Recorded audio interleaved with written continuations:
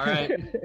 Everybody, this is the Reverend Donnell Wyche. He is the senior pastor at the Ann Arbor Vineyard in Ann Arbor, Michigan. And I met Donnell quite a few years ago now.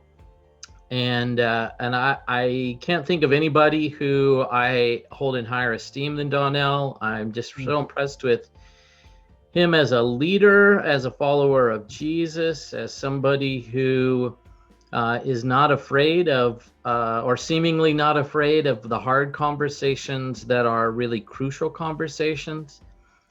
And he was very good to my daughter Emily when Emily interned briefly in Ann Arbor at the vineyard there, and I listened to his messages a lot. And again, I'm just really grateful that he could be here to be with us, to help us in our ongoing journey to be a multicultural church that is not just not racist, but is working to be anti-racist, and that is doing our best to demonstrate the kingdom of God by not being one flavor, and by representing all the tribes and tongues and people that is the beautiful mosaic that God has created. So what else do we want to say? Donnell, thank you. Thanks for being here. Thanks for being a leader.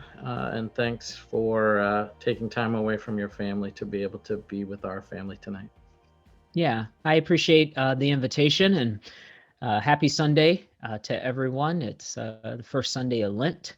And so I usually get a break during Lent. And so we open up the platform to other speakers within the church, and but that didn't mean I didn't speak today. So it was really good.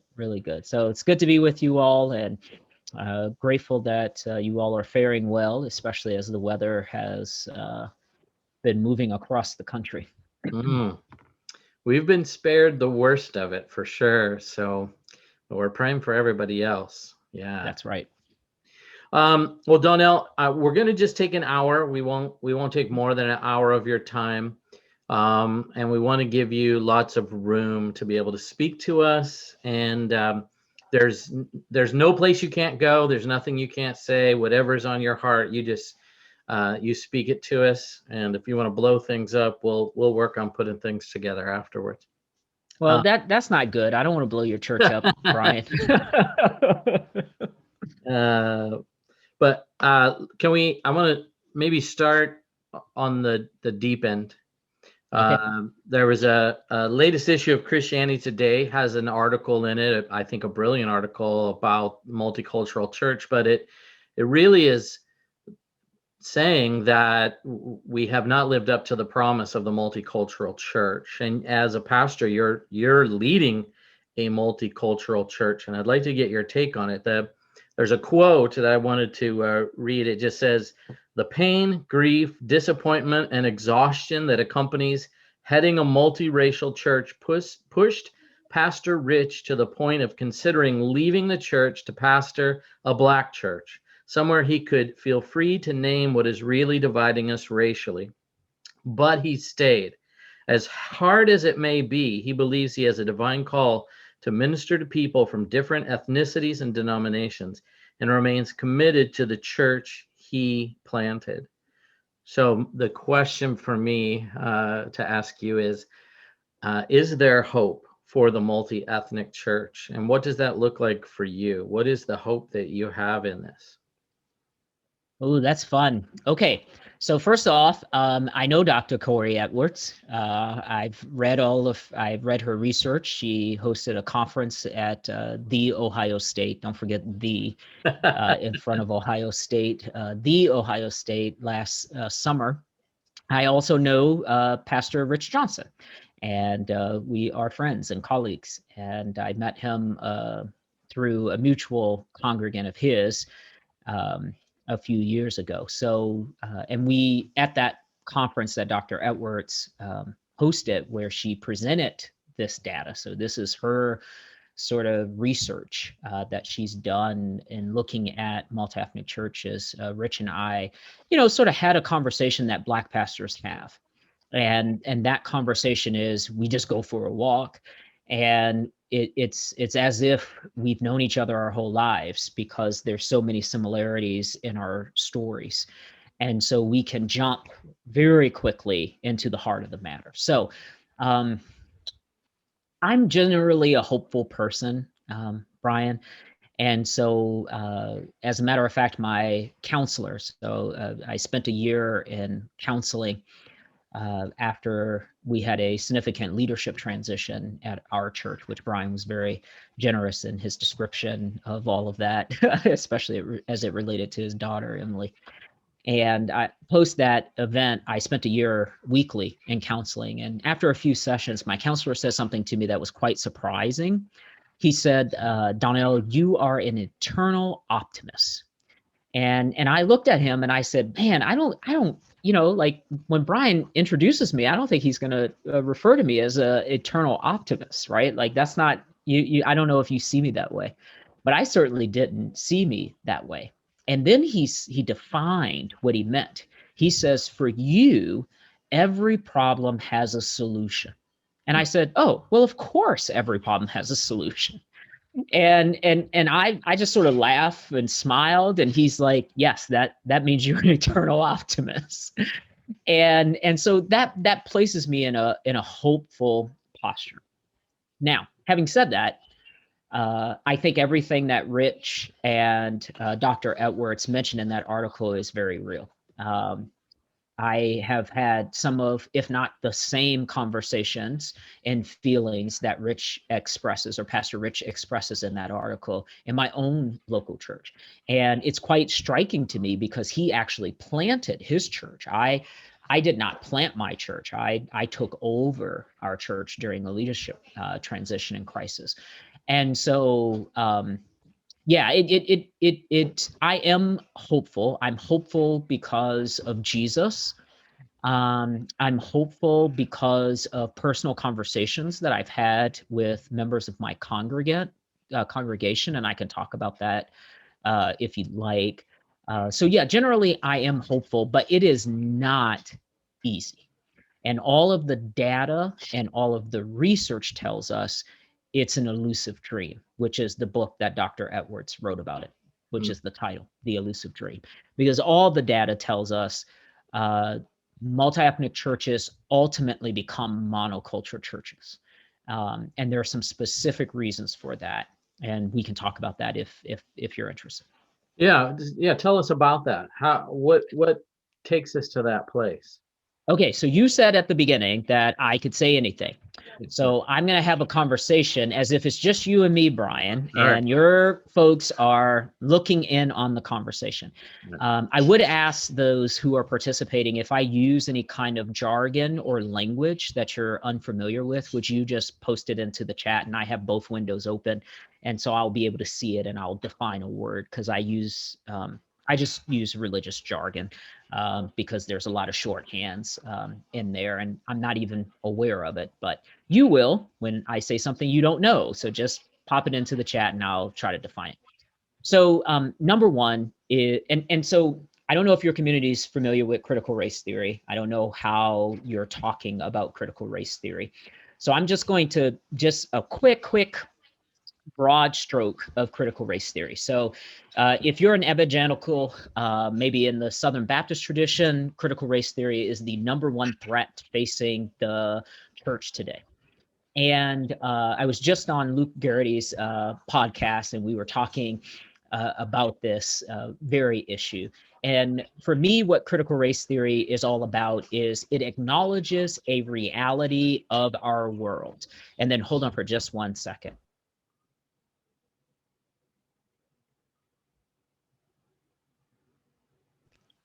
Okay, so what critical race theory intends to do is to acknowledge that there is within our systems operating racialization. So if you were to go back in American history and you ask the question, when did America racialize? A lot of different people have a lot of different answers to that question, but I'm going to point you to the Virginia legislature in somewhere around like 1676. I may be wrong with that. It might be 1776. I'll look it up when you ask me your next question and get you the actual date.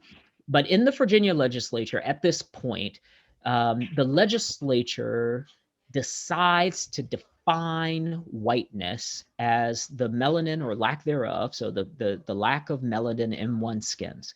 And then it connotes onto that person rights and privileges, and then it denies it to everyone else. Why? Because poor blacks or enslaved blacks and poor whites had sort of bound up together their oppression to overthrow the system that was there, and they just couldn't abide that. And so in that moment, race gets invented in the way that we understand it. It gets codified in law, and then it moves all the way forward. So it's important for us when we have these conversations to understand the history of how we get to where we are. So why is it that multi-ethnic churches failed? Is because we won't confront racism.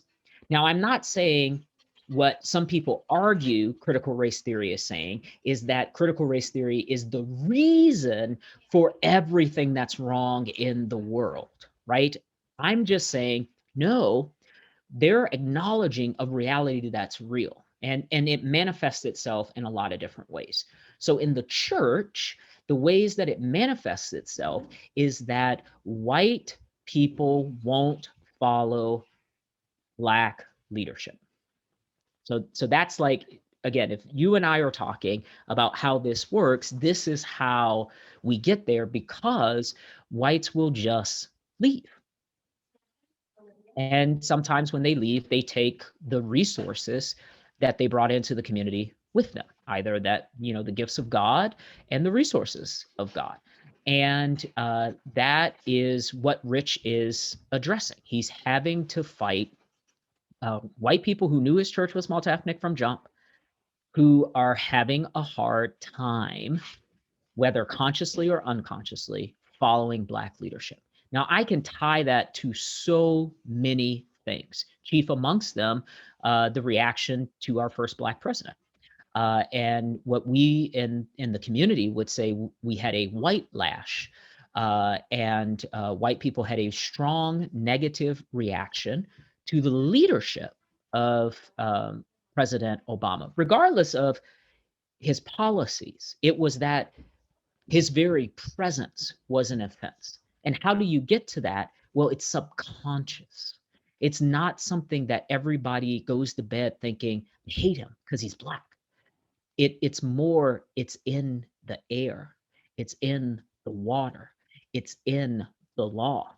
It's in entertainment. It's in our books. It's in our educational system. So you're being bombarded with this narrative that he doesn't belong. And you have this unexplained visceral reaction to his presence. And then what we see is the white lash of the election of the 45th president, and what that all sort of meant.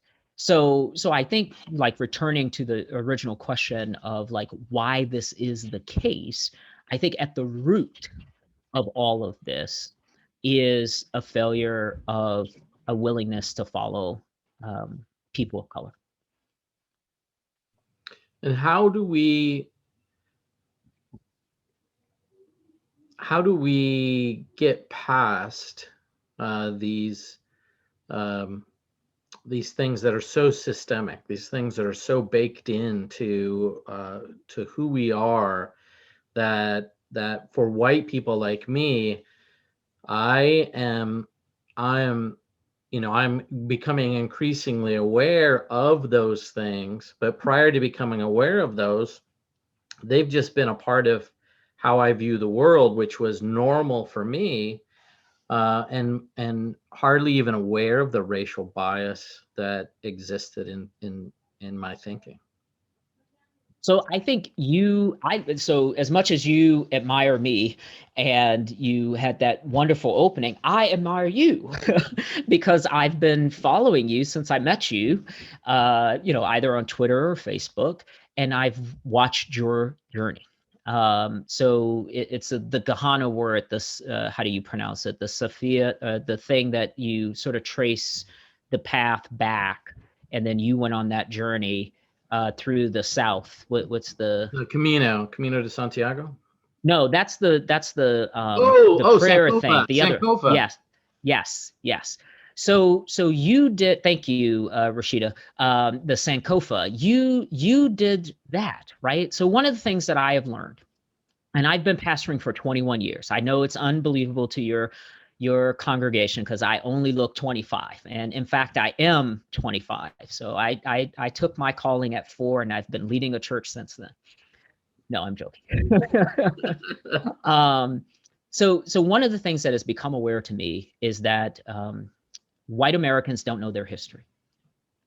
And part of the reason why they don't know their history is because they've never really had to confront their history. If you haven't had to, if the whole world is yours, then you never have to worry about what's in the way for you getting what you want. Right. And like getting at that root, which is understanding the mythology that we as Americans tell ourselves about ourselves, I think is one of the ways that we live in the world as it is, right? So there's 2 tools that we need. We need critical reasoning and thinking skills, something I acquired at my liberal arts college, the College of Worcester in Worcester, Ohio. And we need critical realism, something that the theologian and historian N.T. Wright talks about, right? Like we have to anchor ourselves within the reality that we are in. So where are we? Who are we? What time is it? And what's the problem, right? He starts to ask those questions to help us become aware. And you can't do everything all at once. But we can't continue to do nothing. Right. So one must start somewhere. And, if you want to start in scripture, I would say go to the Exodus. God is the first person in scripture who calls for the liberation of God's people. Pharaoh is the person who says we live in a world of scarcity. God says that is a lie. We live in a world of abundance. And then we see the narrative of scarcity and abundance play itself out. And here's something I want to say, because I'm saying it every time someone asks me about this. Reread the Exodus. Reread the Exodus. There's a scripture in the Exodus that says, everybody who wanted to leave when the people of Israel left. Because God was offering God's liberation to the whole world, not to just the people of Israel. It was not a carve out to them. God was saying, I reject the narrative of Pharaoh. And it's, like Brian, for Americans, I know you're a Canadian, so you're a transplant, an immigrant, however you see yourself. I don't know, and I would like to use the right language for how you identify. But in our American ethos, we are a city on a hill. Yeah. Right? That is our mythology, that the Lord called us here for manifest destiny. Right. And that the Lord gave us this land, and we were to dispossess the inhabitants of the land so that we could create a Christian nation state to evangelize the world. That is our narrative. Right.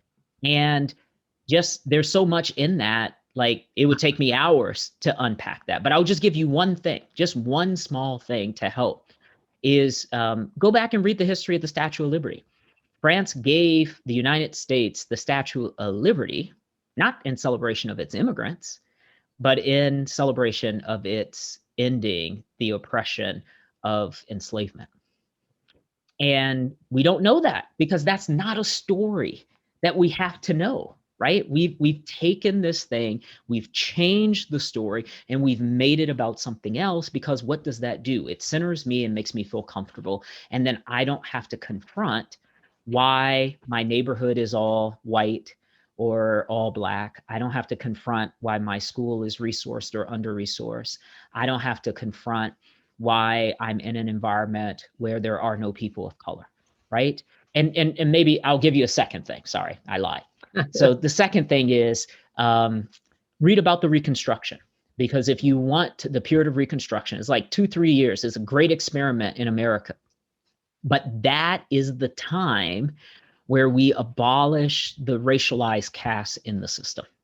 And the South, and I know you're in the South, they rebel.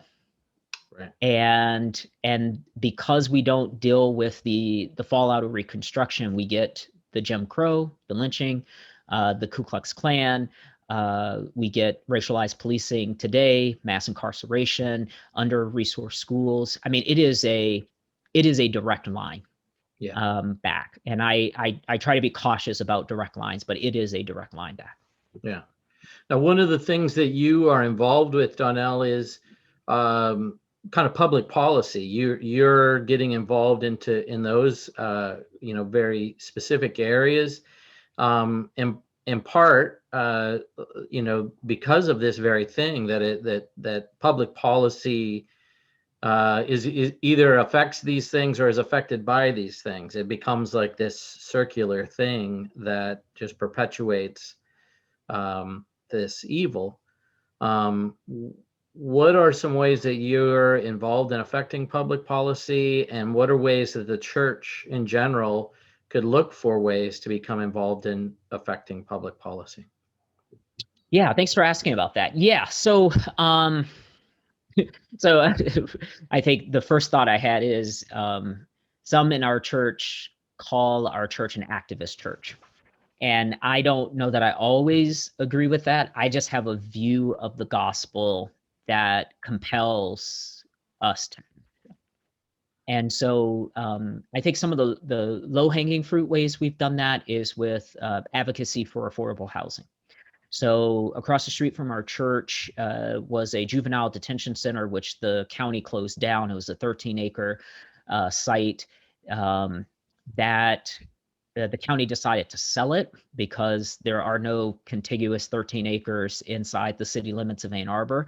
And we have a green belt around the city of Ann Arbor where we buy farmland to prevent sprawl and development, because we want to preserve aspects of the rural thing. That's a whole nother policy, which I'd love to talk about with somebody another time. But the housing came up, and the county wanted to sell it to do affordable housing. So the median income in the city of Ann Arbor is $64,000. However, if you make like $40,000 and below, you can't afford to buy a house in Ann Arbor. The average house price is hovering somewhere around like 300, maybe 3.25. So you're priced out. You can't live in the city. So if you work in the city, you can't live in the city. And the city recognizes this. Okay. So like, I'm going to tie a bunch of things together and then come back to the answer.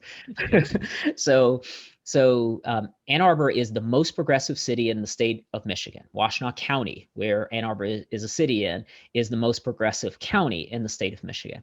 And Ann Arbor has 2 stops on the Underground Railroad in the city of Ann Arbor. Very early on, it had a free slave society, or free the slaves society in the city. And that did nothing to prevent the city from becoming racist. As about 50 years ago, in 1970, when Ann Arbor elected its first Black mayor, the city council was simultaneously debating whether they would break housing blocks from 1-acre lots into 1/4-acre lots. And you want to know what the discussion was about? The discussion was about keeping them into 1-acre blocks to keep, and I'm quoting here, the Negroes from buying houses in the city of Ann Arbor. Okay?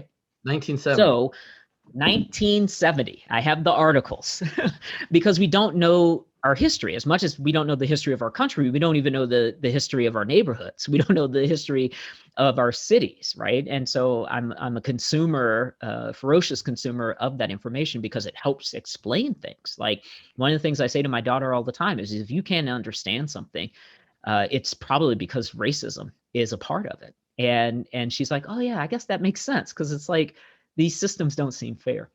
Mm. So we do affordable housing advocacy. We've been working with the homeless. A long time ago, we got to Ann Arbor, planted a church 2001 from a more rural community. We were doing a compassion ministry. We got to Ann Arbor. We tried to do compassion. The people didn't want our compassion in the way that we were doing it. So we took that food and support, found people who were living in underpasses in the city, and we took out blankets, heaters, kerosene heaters, and food. And then that was the formation of our homeless ministry. And so we've been advocating for about 15 years for affordable housing. So back to that lot across the street from our church, it came up for sale. I was on the board of the Religious Action for Affordable Housing, and we just want affordable housing. Look, I'm trying to get my board to put affordable housing on our parking lot, which sits empty, 6 days out of the year. Like, we could put 10 stories of affordable housing there. Now, I don't know what the implications of our church becoming a landlord looks like, but that's the kind of advocacy that I've been working on. And so I remember going to we had what's called a charrette process, where it's some kind of French process for envisioning and planning.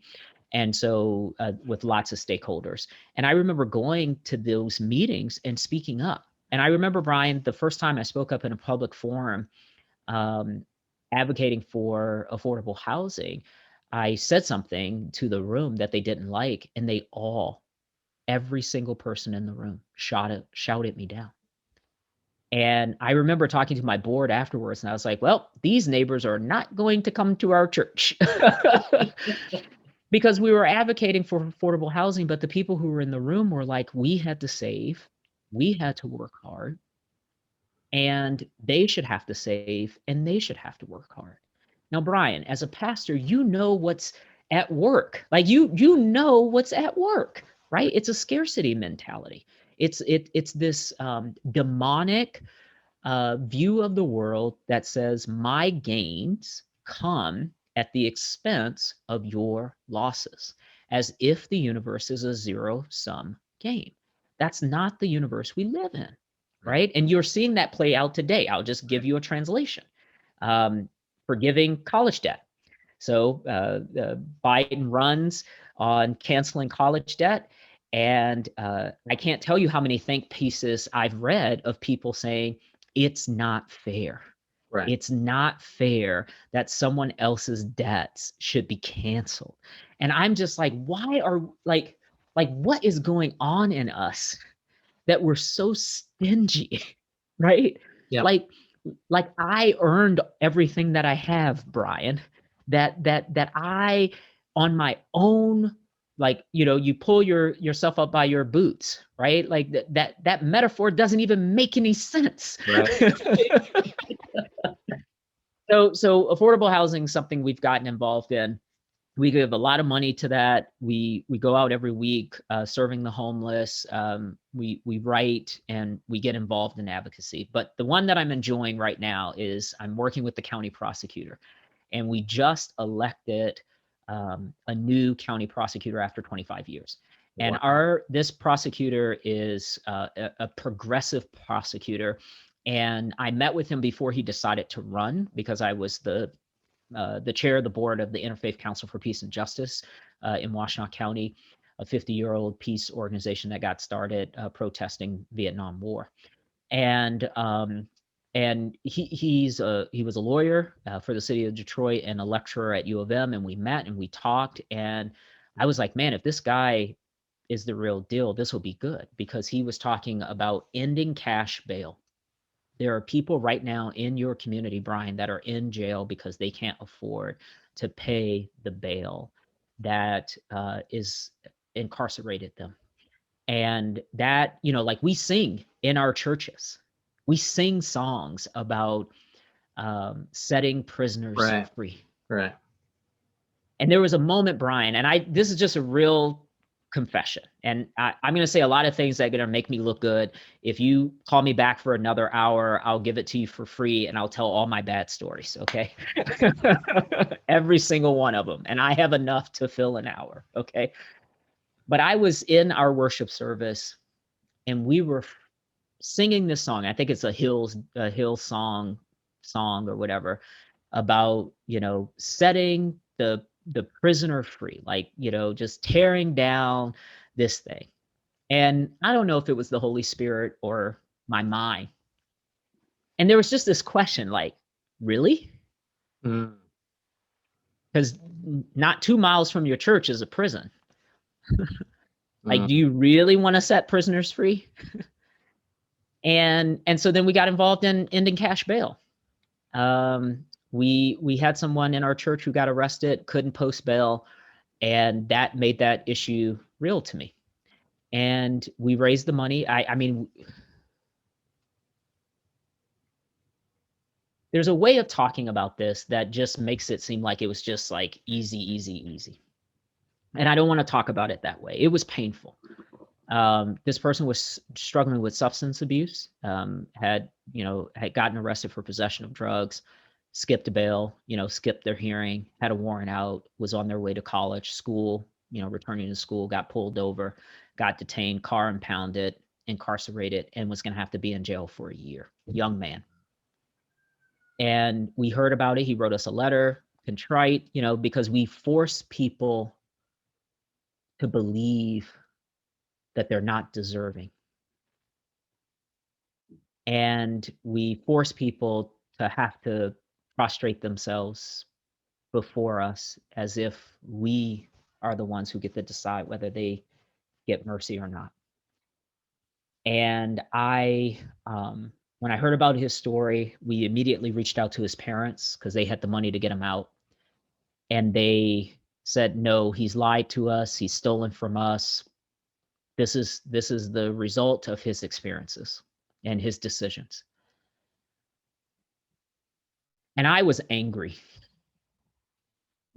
And I was angry because he hadn't lied to me yet. He hadn't stolen from me yet. He hadn't cheated me yet. So I was full of mercy. And I was like, this is not a lesson he should have to learn in this way. And so we raised the money and got him out of jail.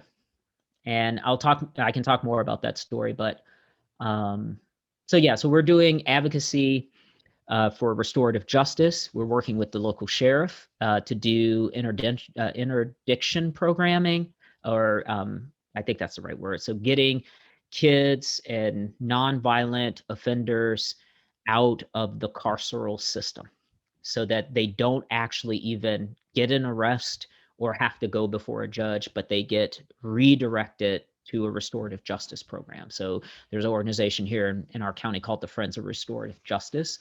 And so we've been working with the sheriff on that. The sheriff just recently forgave $500,000 of jail-related fees going back 7 years in our county. We're working with the prosecutor to change policing. So I've been doing a lot of advocacy around policing. So yeah, it just a lot of like, I think the gospel looks out at our world and says, we have a story to tell as people of faith. Yeah. And you could pick anything. I mean, you could literally pick anything in your community. And I guarantee you there's probably no one who's doing it from a faith-based advocacy, and you could get started tomorrow. And I'll just tell you this quick thing, because I know I'm talking a lot. I know that's why you have me here, but I think you're going to ask me more questions. All right. And I can go past an hour if that's helpful, because everybody's in bed now. All right. We are working on warrant resolution. So people get warrants and they don't know. You get a parking ticket, you drive with an expired license or expired tags, you get a bench warrant to appear, you don't show up because the court has a bad address, you get issued a $50 bench warrant. That means law enforcement can pick you up wherever they find you. So they show up at your work, they arrest you, they detain you. You could lose your job, you could lose custody of your kids, your housing, it's just a cycle. All over $50, Brian. So I'm right now, I started this in September, working with the public defender, the public prosecutor, or the county prosecutor, the sheriff, the courts, and the county commissioners to put together a recurrent warrant resolution day. And we're calling it the Warrant Project. And the thing that I discovered, Brian, was this. these are adversarial systems. Okay, so the public defender and the county prosecutor are adversaries in the court, and the judge is the referee between them. Everybody wants to do this work, but none of them will organize themselves to do the work. And so here I come. I know nothing about this. I know nothing. I am learning about all of this as I go. And we just had a meeting last week where I got everybody to the table and I said, let's pick a date, let's pick a court, and let's do this. And we did it. And now we're working to get our first warrant resolution day up in July. And then once we do the first one, we're going to make it a permanent monthly warrant resolution where anyone who has a warrant in our county can show up, and everyone in the system is going to do everything they can to resolve the warrant and to avoid incarcerating someone because of the warrant. And what does the church get to do? Well, we get to bring the hospitality, the transportation, we get to bring the childcare, the food, we get to help people apply for jobs, right? It's like, this is the good of the community. And to me, like, this is the best presentation of the gospel. Right. Right. And I don't even have to try to convert anybody. I don't even have to ask them where they are in the pardon of their sins, right? We could just show up and be good news, Brian. Yeah, that's beautiful. And I think we were having a conversation last night, and Dennis Orthoner, brought this whole idea of the whole area of policy, public policy up. And I think this is especially important in this conversation because it disproportionately affects Black and brown bodies. Mm-hmm. That it's not just like a one size fits all. This is something that that statistically Black and brown bodies find themselves incarcerated at a higher rate for the same, as you're saying, same offenses, and it could be $50, and $50 gets somebody into the system that then they never get out of that system. Mm-hmm. I'm putting something in the chat window right now. It's called the Crew Report. It was the Citizens for Racial Equity in Washtenaw County, and just to the point that you just made, we are the Interfaith Council for Peace and Justice, the Washtenaw Faith Leaders Forum, and a couple other people got together and went through 1,000 cases in our courts to see what the outcomes were. And what they found was, if you're African American, you've got like a 4 to 6 times a chance of getting a harsher sentence for committing the same crime over and against someone who is white. And you look at that and you can immediately say, Brian, there's racism, there's bias, there's discrimination in that system. And then what I would say to you is, show me where it is. Because what they found was the outcome. They could not find when the decision was made to charge you with probation and to incarcerate me for 2 years. Now, you may say, well, that was right at the judge. Well, sometimes. And they ensured that they were looking at exactly identical cases for the same crime to see where the outcome was. Sometimes it was the prosecutor. Sometimes it was a bad defense. Sometimes it was the judge. Sometimes it was a minimum sentence. But what was clear was the outcome.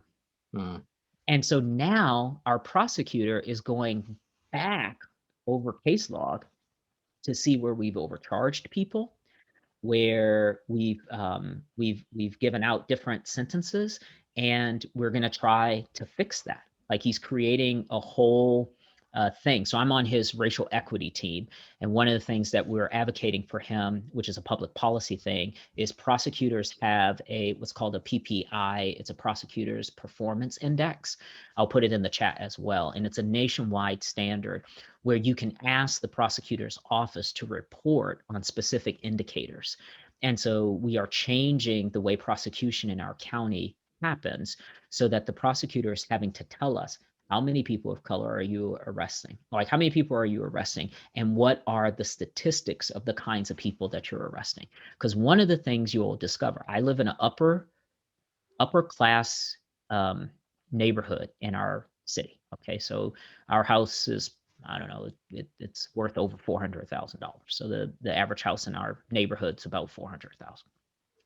And there's 720 households in our neighborhood, and we have an elementary school, several parks, all that stuff.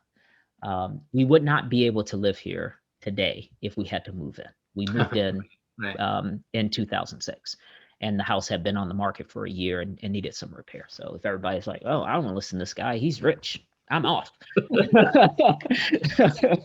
I'm poor.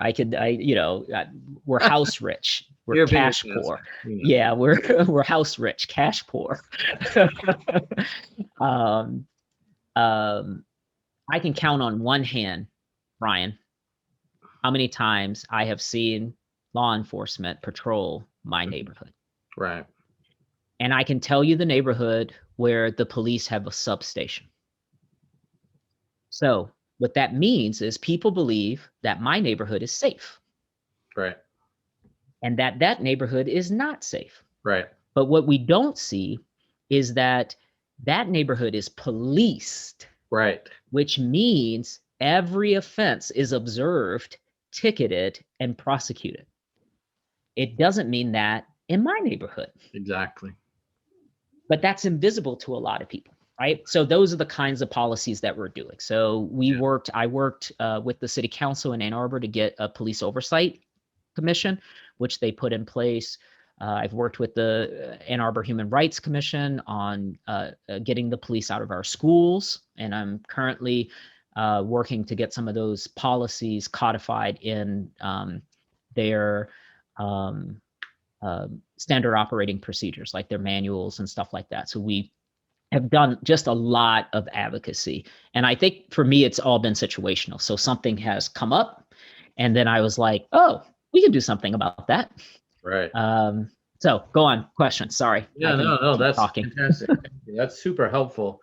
And I think that is the work of the kingdom, coming into those areas and bringing our influence, to bear in those situations. And not just because it's good, but because it really is, like you're saying, it's the opportunity to represent the kingdom of God in places that, it's an opportunity to connect with people who may not have had anybody reaching out to them in love and grace and mercy and hospitality. So I think, if there's anything we can give away, it's mercy. Right? Like John 8, like, Brian, what's my guy? His name just went out of my head as soon as I said his first name. Just Mercy. Brian Stevenson. Oh, Stevenson. Yeah.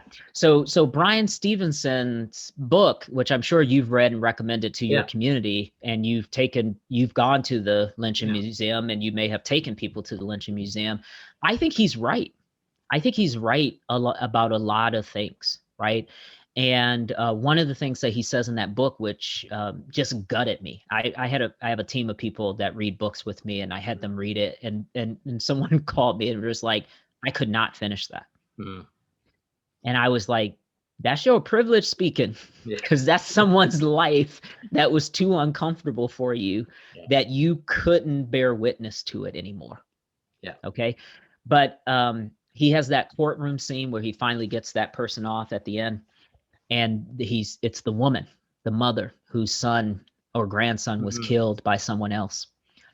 And she's in the courtroom, and he's like, I've seen you here. Like, what was your relationship? And she's like, oh, I don't have a relationship. I just sit here to bear witness. And then she talked about something, Brian, that I just won't easily let go. She said, I'm here to be a stone catcher. And it just rocked my theology, man. It's like you're standing with the guilty, and people are throwing stones. Yeah. Because they're guilty. Yeah. And to be a stone catcher means you're going to get hit with stones. And so it's like, how can we be the church and be in close enough proximity with people that we get stoned too? That's it. That's exactly it. Yeah. Yeah, hard, but that's it. I know it's hard. It's like, Jesus, I wanted an easier cross to bear. Yeah. Why can't I have the multi mansion, Jesus? Why can't I have the 15,000 parishioners, Jesus? Like, Yeah. why is that? Why can't I have the private jet? Like, Exactly. why do I have to get the stones? Let me deal with the other temptations. Yeah, that's true. Dennis is asking a question here in the chat. Yeah, I see that. How well connected is your church to the larger network of churches in Ann Arbor? Do you find that it is best or easier to operate on your own rather than through a network? Are there other multi-ethnic communities that you're in relationship with? Does that help or not? Yeah, no, this is good. We are connected to the 126 churches in our community. We try to do as much as we can with anybody who will do anything with us. And we are willing to join work that other people are doing and give them the credit and not put our name on it, because we're not in it for our stuff. So we do that at a basic level by hosting ecumenical services. And we do that collectively through collective action. So about 11 or 12 churches got together and we sanctuaried someone during the past administration who was under a deportation notice. Wow. And the faith community that hosted the person had a house, it was the Friends Meeting House, the Quakers. And man, the Quakers, I mean, if you want to read in American history about people who understood that slavery was wrong, turn to the Quakers.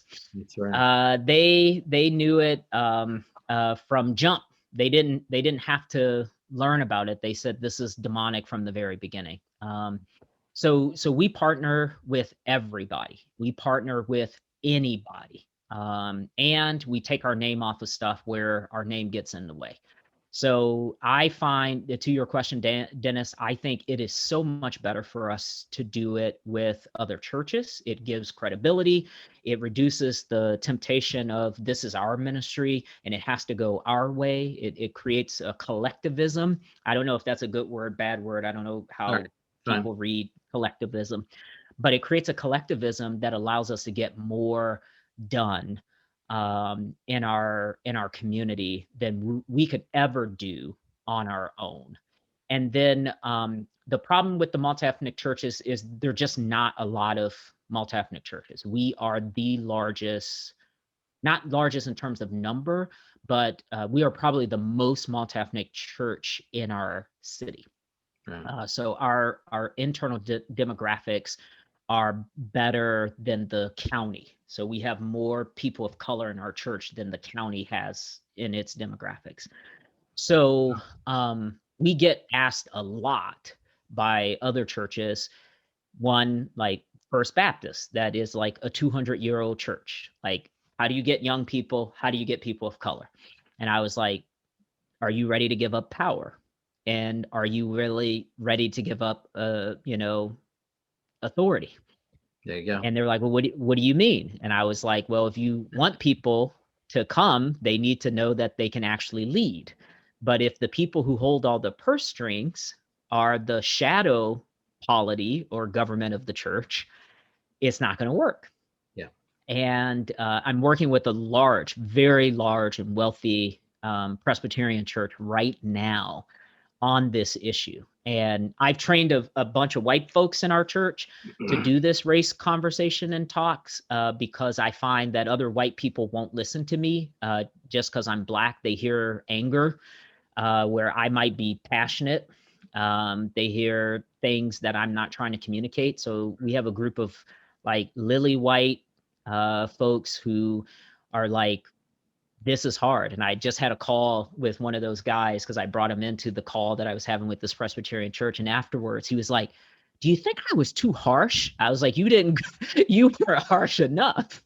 So to your answer, Dennis, I think collective action is good. The Mennonites, you've got some fantastic Mennonites.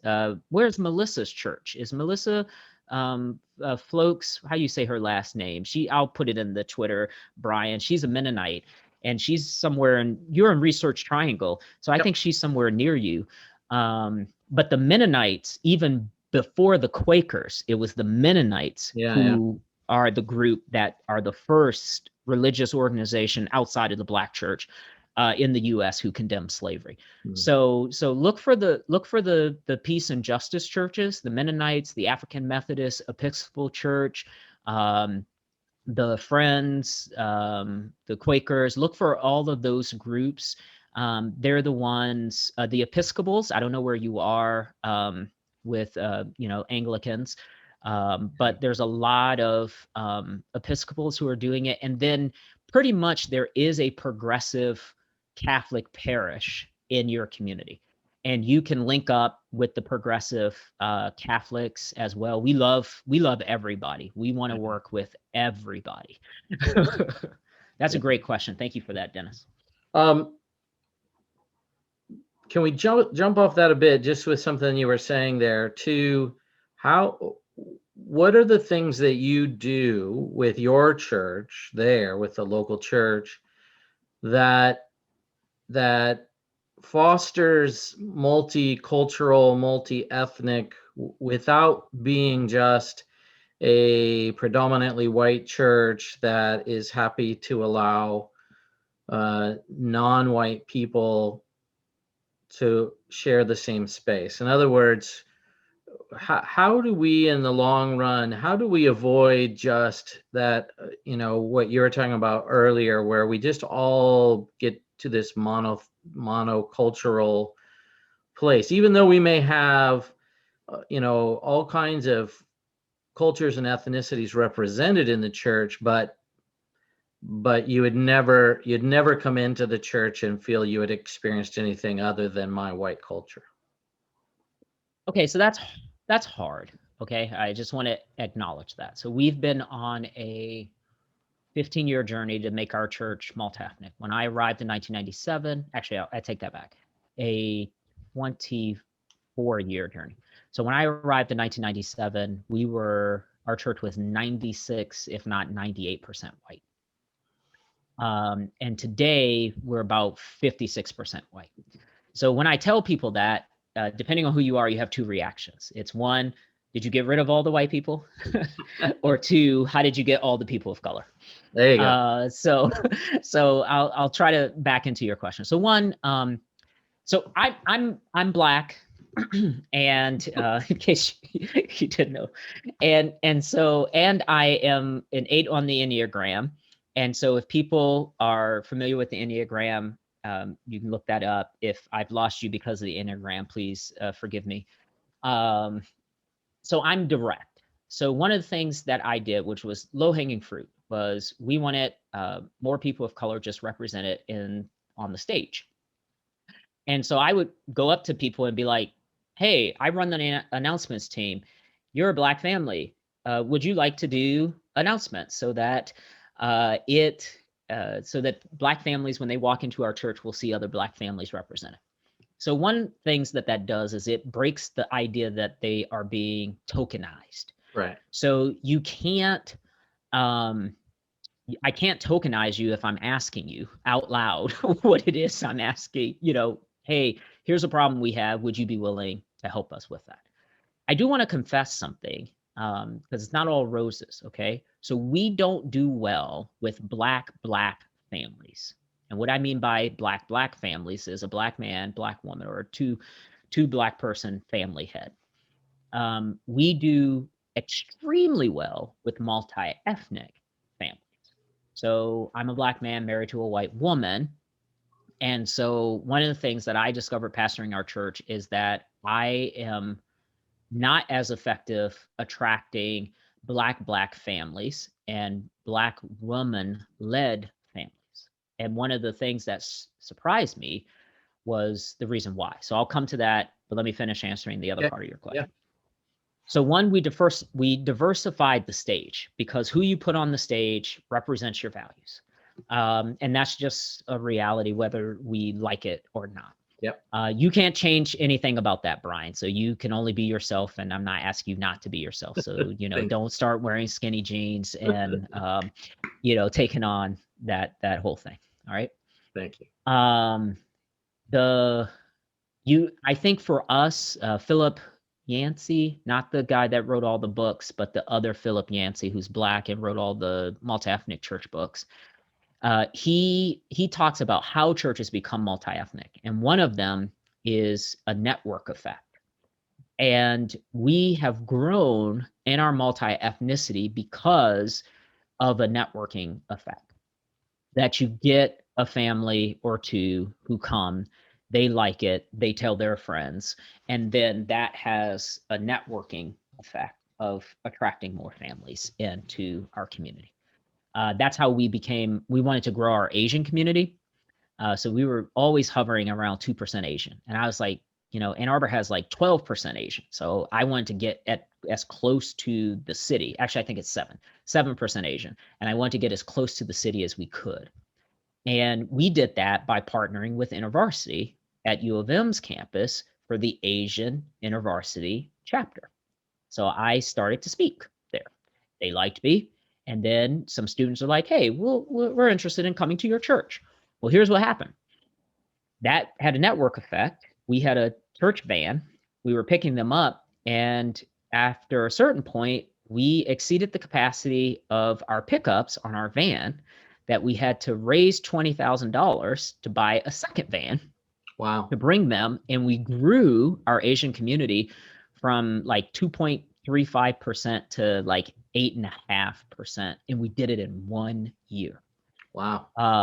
And I don't want to take any credit for that, because that's the Lord, right? Like, I couldn't map it out for you. And I remember calling another pastor who was doing a better job at this and saying, how can I pastor this well?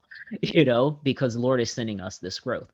We've done incredibly well with graduate students at our church, because, we're intellectuals. Like, we read books and we are faith inspired folks. And we're like, you don't have to screw your head off and let me dump the uncritical stuff in and then screw your head back on. No, you can keep your head and criticize using the tools of the academy today.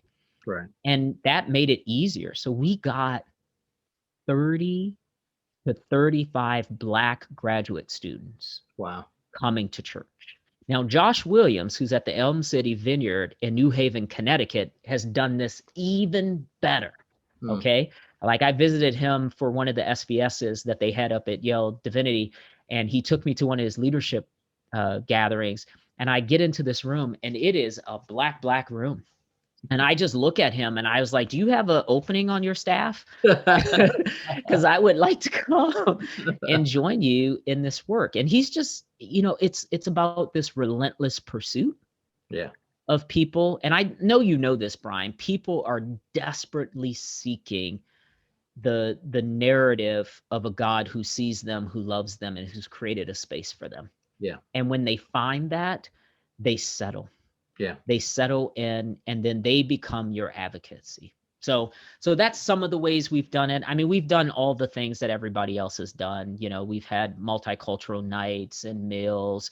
We've done benedictions in other people's languages. And that's something that's easy to do. So, like, anybody who speaks another language in your church, just have them do the benediction, and then don't translate it in English.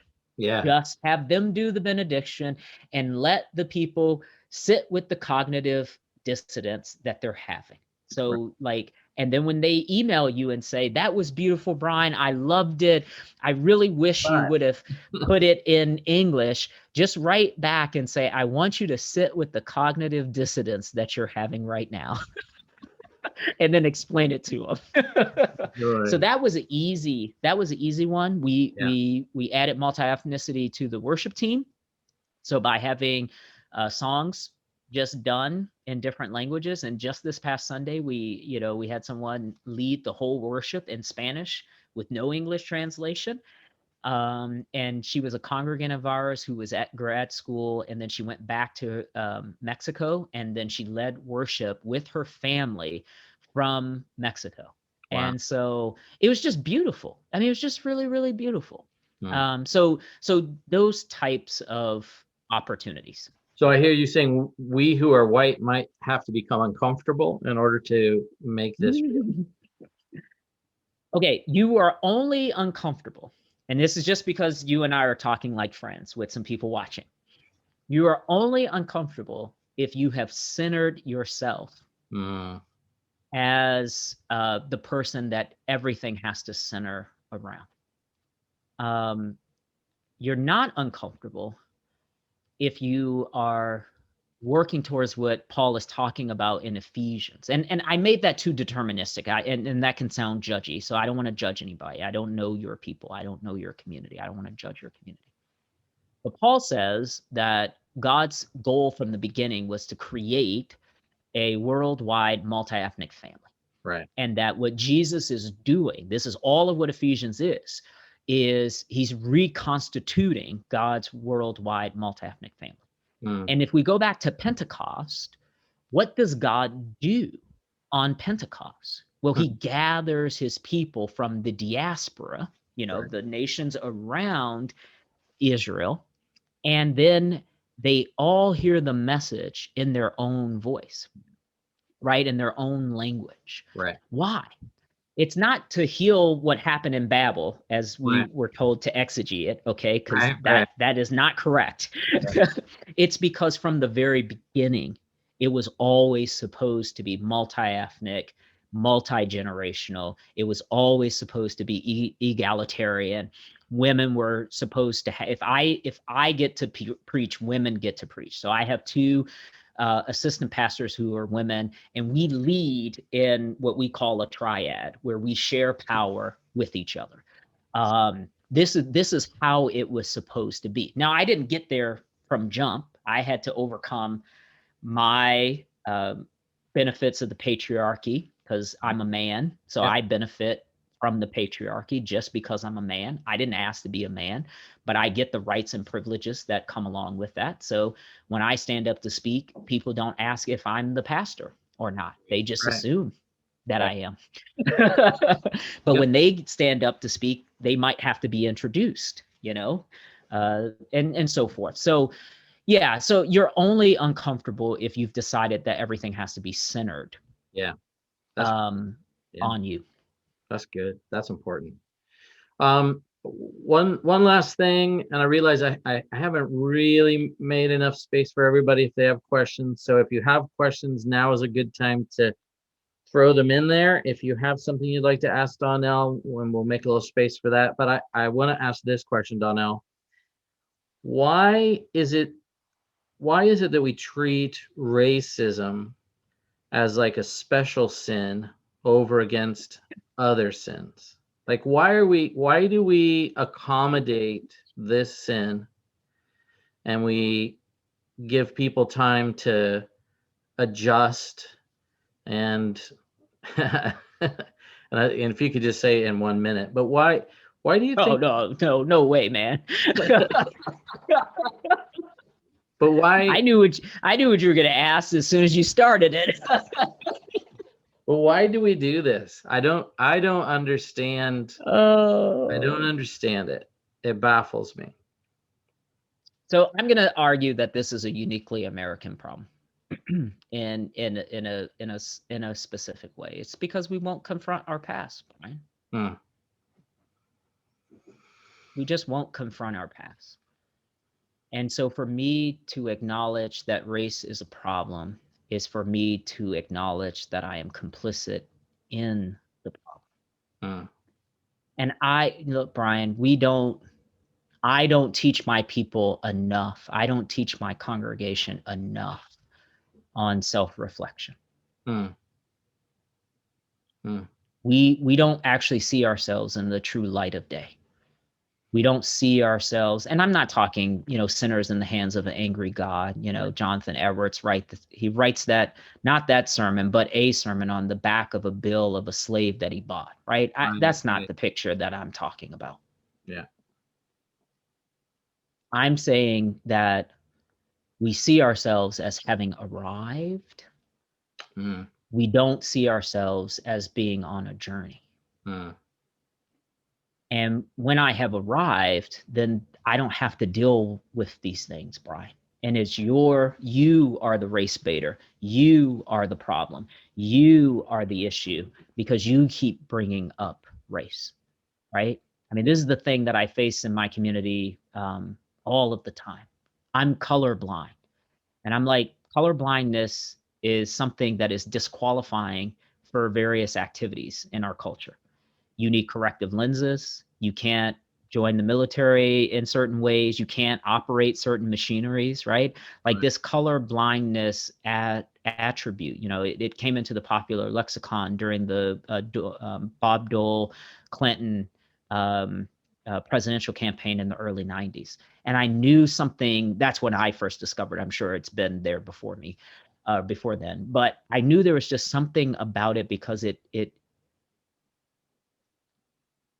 we can't have spent 400 years making everything in the country about color. Right. And then overnight say it's not about color. Right. You just can't do that. You just can't do it.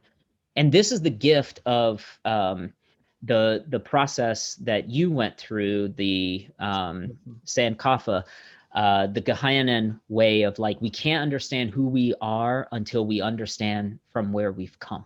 Right. This is the thing that it might be on this bookshelf. These are not my books. These are just our family books. I have bookshelves in my office in case anyone's judging me on what they see behind me. But there's a Desmond Tutu book. There is no road, no future without forgiveness. Yeah. And I thought it was over here. Oh yeah, there is a Tutu book here. This one is the Rebel Rouser for Peace, which is a good one. That's what I was thinking of. But that's why they had to have the Truth and Reconciliation Commission in South Africa, right? Because we have to tell the story. Yeah. And so, Brian, we're not willing to tell the story about the racialization. And if we're not willing to tell the story, then we're not able to confront what's in the way. Right? Now, I just want to give this to you. This is something I'm working out. I don't know if this is going to come out well. I'd be interested in your thoughts. I'm going to say something. Everything I've said up until this point, like if you're good with it and you want to keep that good impression of me, like I jump off now. Just send Brian a message and say, that was great. Thanks for having him. Just jump off now. Because I'm going to say something that's going to it makes me uncomfortable. So I know it's going to make some people uncomfortable. Jesus seemed to have had a race problem. And I'm talking about the Syrophoenician woman. And about that today. Oh, good. All right. You tell me what you preached about. I didn't get to catch your service. How did you unpack that? The way I unpacked it is, we looked at the Old Testament and the clear teaching of how God's heart to the foreigner, to the outsider, to the stranger, ties it, the same as widows and orphans, that this is a group of people that we're intending to care for. When we come to the passage in Matthew and Mark, both of them, and because Matthew is so intentionally edited that still it begins the same way as Mark's passage does, where it's a confrontation with the Pharisees over clean and unclean, the inside, not the outside. So what I was saying this morning is just that that Jesus takes them to this geographical location where they are bound to meet a Gentile person, and immediately puts to the test his disciples to see if they've caught this. Is this where they're going to land? And then when Jesus speaks, the first two things Jesus said, the first thing that happens is the disciples speak their hearts. Send her away. She's begging, and her begging's bothering us. So they've clearly not gotten the point. Jesus then says two things, and both times he speaks what I suggested was he speaks the heart of his disciples and the heart of their nationalism and their ethnic supremacy. But then the third time we finally hear Jesus speak in the voice of God, or his own voice, to say, "Woman, your faith is great. Your daughter is healed. Your request is granted," and she was healed immediately. So that's the reading that I suggested today. No, that's great, and I'm I'm really glad that you had already sort of addressed that. So that teased that up really great. Now I take back all my qualifying comments. And so yeah, so like, on the surface, it feels as if Jesus has a race problem. Right. So he encounters the woman, he calls her a dog. Right. And dogs are not beloved today. Right. I mean, No, it's ugly. like people will protect their dogs before they'll protect me, Right. in terms of like how beloved dogs are in the culture. In this culture, it wasn't that way. They were ferocious, just wandering beasts that were not worth human, dignity. And you see that sort of piece there, and then this sort of transformation in the interaction, right? Like, and I like the way you framed it, so I'm going to pick up your language so as not to introduce anything new without time to unpack it, which is that he speaks initially out of the ethnocentric voice of his disciples before he speaks out of the voice of God. And you see that same cognitive dissonance that the disciples are having with Jesus and the Syrophoenician woman that he has with the woman caught not in adultery, but the woman at the well in John 4, because the same thing happens. The disciples are like, it is improper. Like they're just there and they're like, what is going on? You cannot be talking to her, right? And so it's all of these cultural things. And then you see Jesus dismantling those systems. And so, Brian, we haven't confronted our race problem.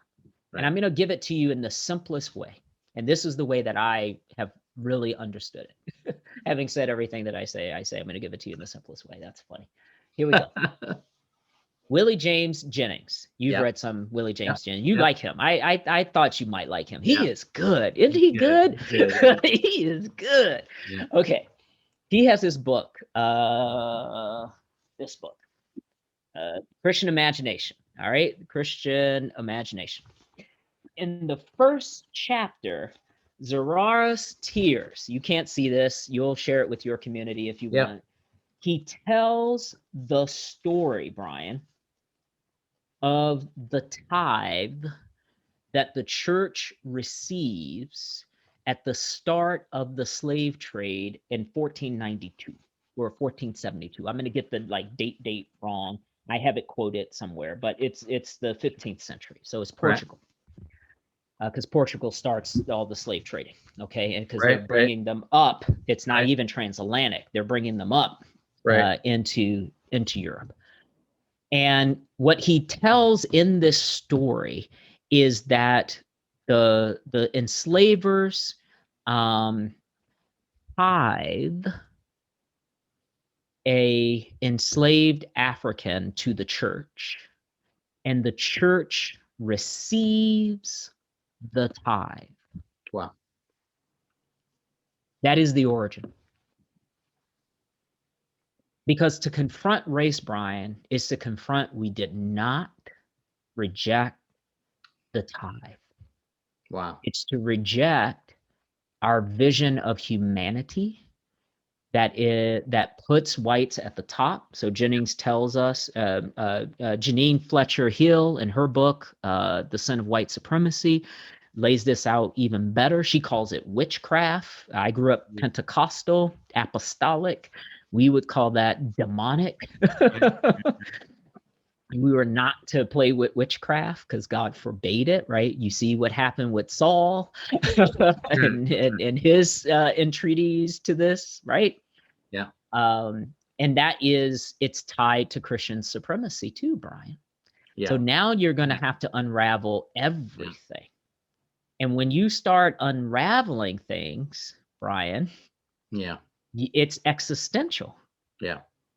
My whole identity now has to be undone. And even today, the Catholic Church has not actually repented of its papal bulls that said that indigenous people encountered in foreign lands could be killed, right? I mean, the Pope has gotten as far as saying that was wrong, and I applaud him for that. I mean, but that's like 500 years. We can't in 500 years, like, tell the truth about that? Right. That's interesting, right? So what you're dealing with, Brian, is a principality. Yeah. Yeah. And I'm going to use the language of the vineyard, right? This is a principality and a stronghold. Yeah. And when we are confronting principalities and strongholds, we ought to be cautious, right? Because only the Lord can tear down these principalities and strongholds. I mean, these are systems of oppression that blind us in ways that are unimaginable. And I'll find the reference inside the Christian imagination. I'll make a copy of it and send it to you so you can share it with your people. Oh, that'd be great. Most people don't know that origin story. We just don't know the origin story of the church. That the origin story of the slave trade starts with the tithe, and the tithe is accepted. And Jennings does a fantastic job of contrasting the priest or the king who receives the tithe or whatever to Jesus, and shows where the failure occurs, because there's no visibility in the shared humanity. And that's why we can't address, that's why we have to make accommodations for some folks in this race conversation, is because they don't see my shared humanity as tied up as into theirs. And I'm going to go one step further. So maybe this will be the controversial thing, is the picture of Jesus that they have inherited looks more like them than it does like me. Yeah. And I've said this in many places, the greatest miracle that Jesus ever performed was being a Nordic, European, blonde, ripped, 6 foot Adonis in first century Palestine. I mean, the sun would have laid waste to him. He didn't even need Rome. It would have been the sun. Yeah. And we have a lack of imagination. I'll give it that. That was inside language. I'll give you more accessible language. We can imagine Jesus as being Aslan, right? But we can't imagine Jesus looking like me. Yeah. We'd be fine worshiping a lion before we would worship a Jesus that looks like me. It's black. Yeah. And that tells you everything you need to know about why this is a problem, right? Yeah. Wow. That's heavy stuff. I'm sorry. No. I mean, that's helpful, but it's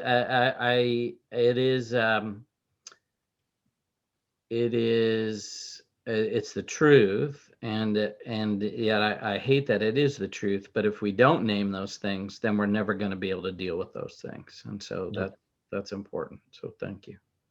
You're welcome.